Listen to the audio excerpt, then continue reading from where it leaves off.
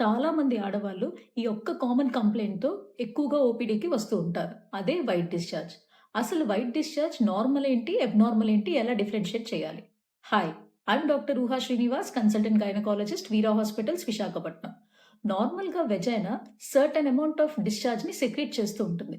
అది clear, bright white కలర్‌లో లేదా ఆఫ్ వైట్ కలర్‌లో కూడా ఉండొచ్చు.